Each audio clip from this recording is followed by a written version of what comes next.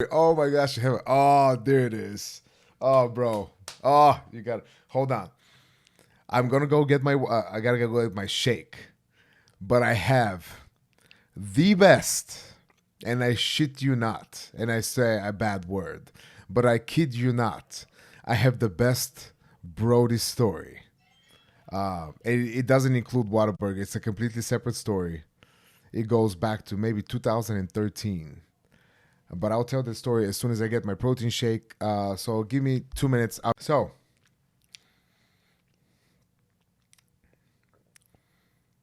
it had to be 2013.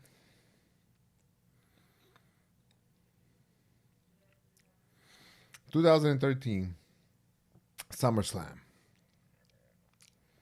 Los Angeles, California.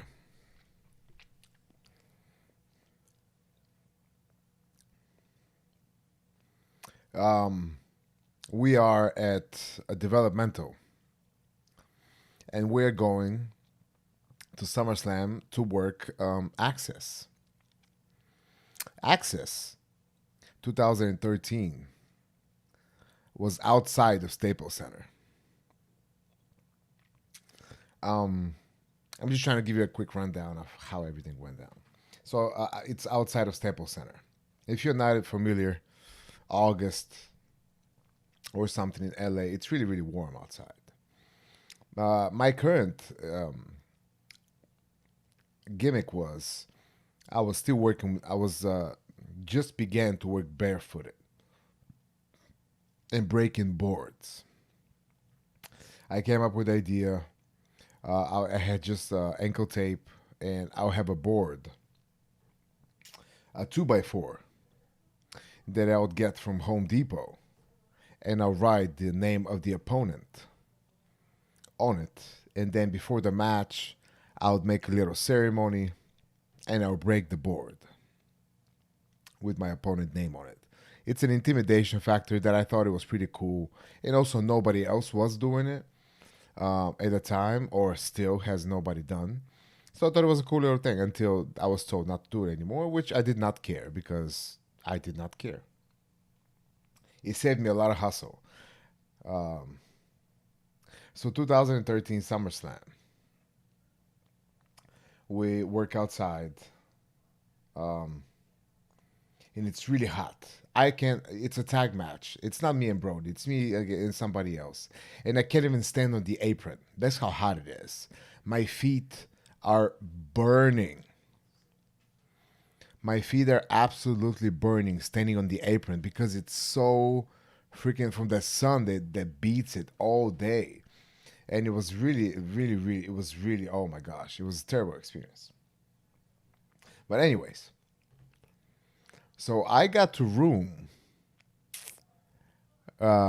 with Brody for the first time ever. They put two guys in the same room in a double bed.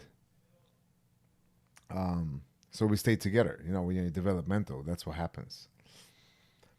Um, so I am from LA, right? So not from LA, but I first came here 2005. I came straight almost to LA, and I was pretty much before I left for development. I was here for 6 years, so I know my way around. I know people in LA. So me and Brody don't see each other all day because, um, I'm doing my thing, he's doing his thing. Nighttime, he has his friends, I have my friends, but we're still rooming together. So we during the day, the night before or the first night, I told him, hey, I have to wake up like really early.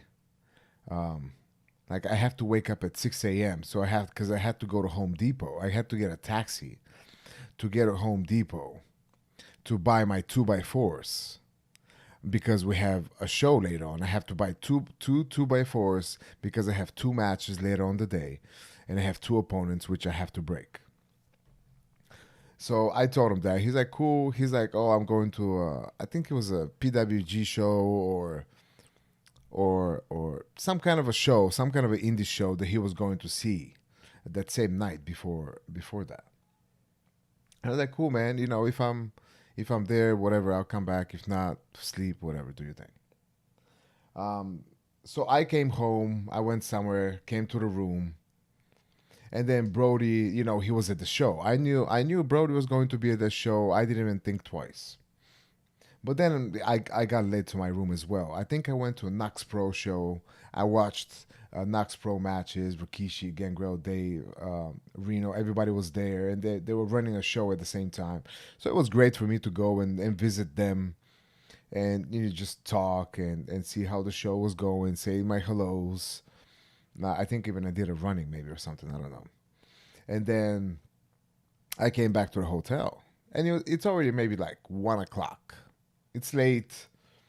I am tired, but I just got to my room. Like I took my clothes. I was like, maybe I'll watch some TV. I watched a little bit of something, and then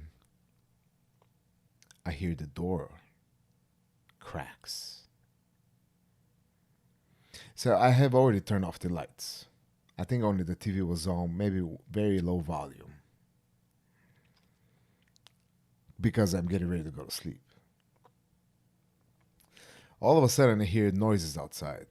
You can recognize Brodie's voice from far away. All right, bud. Yeah, yeah, yeah. The way he talks. Everybody's bud. Everybody's a hockey player. There I hear his voice. I'm like, uh-oh. Brodie is coming.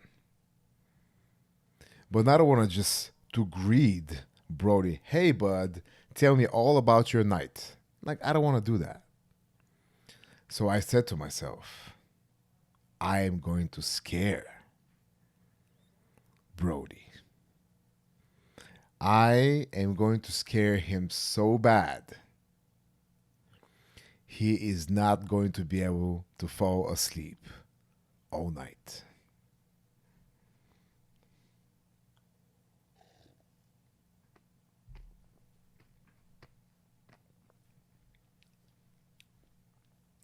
Two almost grown men.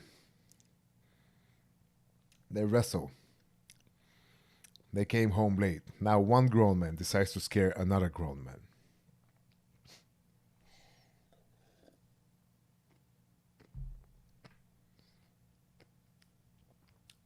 Yes, I'm talking about Mr. Brodie Lee. So here I am, dark room. Heard the voices, heard Brodie saying his buds, hellos, goodbyes to whoever was passing down that they were watching an indie show. And they hear the ghost, slide the cart. And there comes Brodie. He's trying to be so quiet, which I really respected because it was dark. And he respected that I maybe am sleeping, which is a really nice and considerate thing for him to do. So what I do, I said to myself, I am going to scare Brodie by hiding under my blanket and jumping out, naked, screaming with all my voice, right in his face.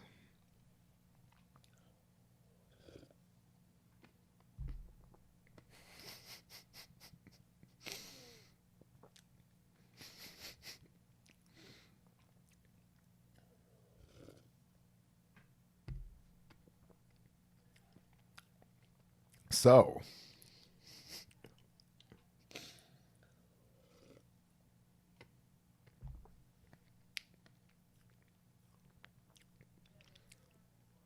everything goes as planned until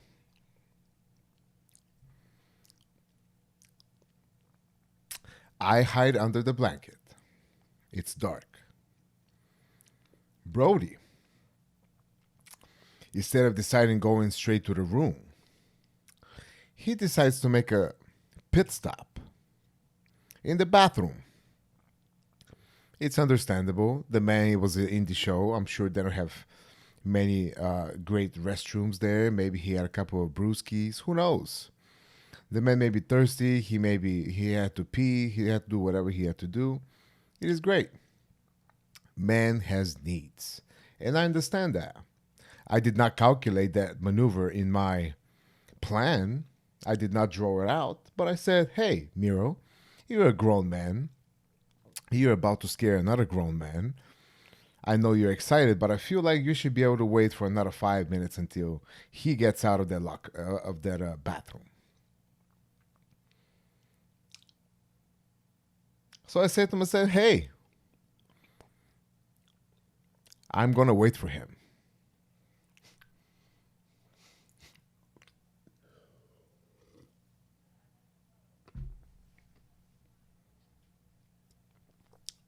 So I wait. The next thing you know, I realize it is 6 in the morning and my alarm just rang to wake me up. I've been waiting for Brodie Lee for probably about 35 seconds, and out of my excitement to scare him, I fell asleep.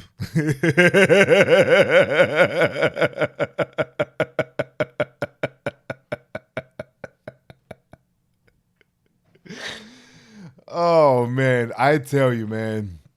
I watched him. I waited. It wasn't even that. I promise he went there for probably no more than a minute. And I don't know what happened. I just remember I was like, oh shoot, Brodie. Oh, okay, I'm gonna scare him. Boom, I go under. And the next thing you know, I'm waking up. It's 6 a.m. Oh shoot, I gotta go to Home Depot to buy my boards. And that was it. That was my intent for me to scare Mr. Brodie Lee was.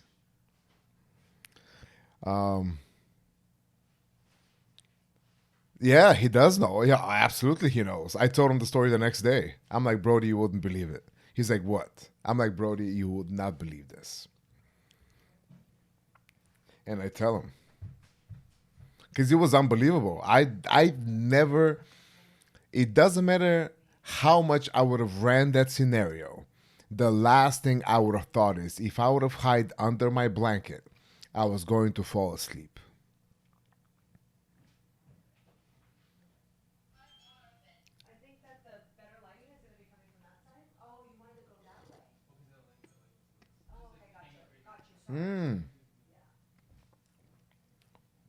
He didn't swerve me. I swerved myself. CJ, people can hear you.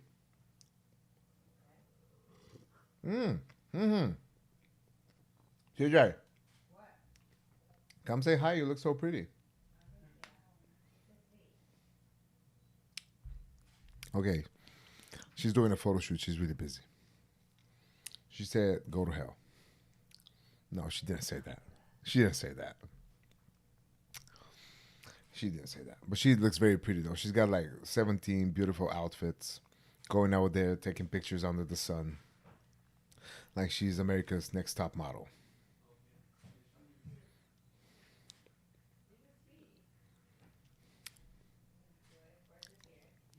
Yeah, so that's my Brodie Lee story. That's my me trying to scare Brodie Lee. It did not go as planned by any means. But um but it's okay. Well, there will be many other stories. So that's what I was saying, that the Dark Order, they're a bunch of cool dudes. Not cool dudes, they're just interesting dudes. I just can't figure them out yet. You know? But I definitely like few of the guys. Because I don't know the rest of them. I'm sure I'll most likely like most of them. Except Brodie, because I never got to scare him. And he never sent me a wedding present. Can't believe that.